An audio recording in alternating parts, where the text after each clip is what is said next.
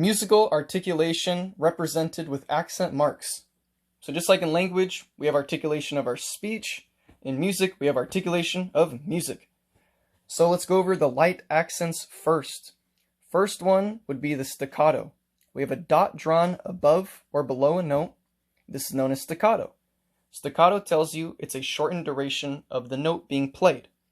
So you're going to play it quicker, but it'll still take up the same amount of space. Let's listen to that. So I'll be playing 4 A's regularly, just like this.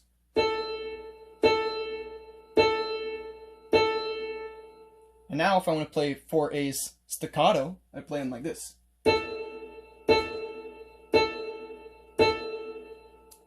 So as you hear, the duration of the note is shortened. But the idea of it is still to take up the same amount of space, and doing so, shortening the note is the same amount of space, but you're playing at a shortened duration, so it sort of creates a bigger gap between the note you're playing and the note next to it, which makes the note you're playing a little more distinct, isolated, separated, and sticks out more. The next one is not very common, but it's good to know because it can show up, and that is Staccato Semo. This is like a filled-in triangle pointing towards the note. So this tells you a step past staccato. Staccato is played a shortened duration, and it was kind of isolated and distinct. Staccato Semo is everything of that, but turned up an extra notch. This is not the easiest thing to do on an instrument because staccato is normally the idea of already playing the note and letting go of it very quickly to give that effect.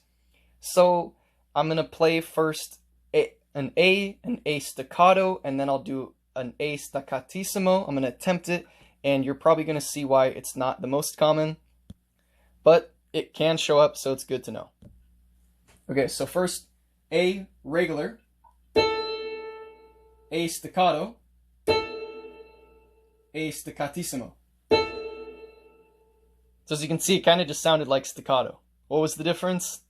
There wasn't much. And that's why it's good to probably just know your staccato, but know that this exists.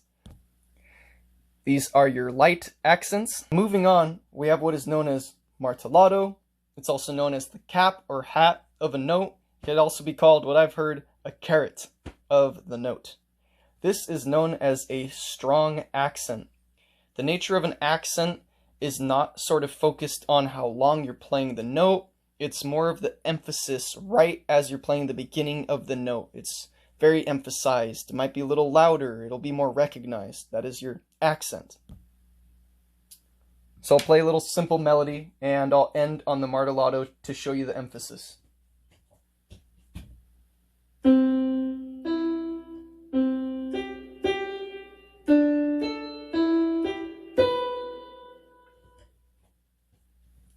So I wasn't really focusing on holding it very much or anything. I was focused on making it stick out. A martillato is typically described as a hammered note. So when you're thinking the nature of a hammer, that really goes well with the nature of this articulation. It's a very quick strike, and that's it. Next, you have marcato, which I think a lot of people just call an accent. Therefore, it's labeled as a normal accent. And there are 2 ideas to this. The first one being the idea of this is to be played louder than surrounding music.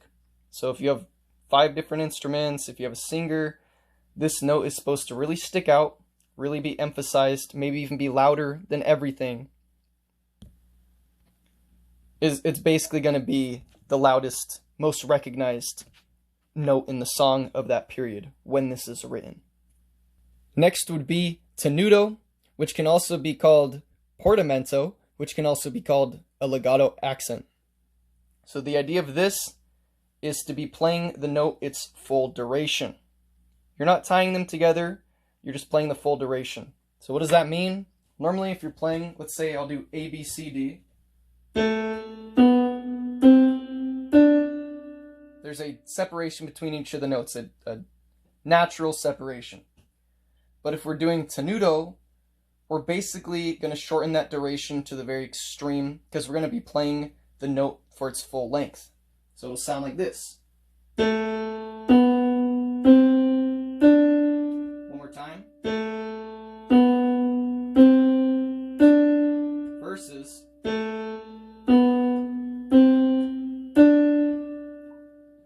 So there's not really a separation or pause between the note whatsoever. There's the smallest separation between note to note. So now let's sort of compare tenuto to legato. So if we have legato A, B, C, D, we have everything's all, tied together in sound. One more time. But if we're doing tenuto, it's not slurred together, tied together like in that nature, but it's played to its full duration. So it's close, but it's definitely not the same effect in sound. So our tenuto, one more time, and play it twice through.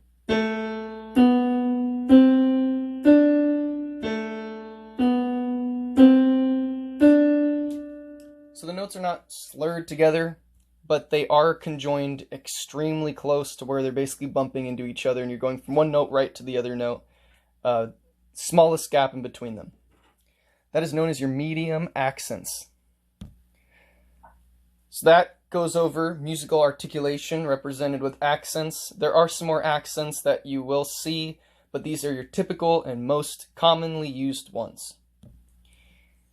If you have any questions, leave some comments and I will answer them.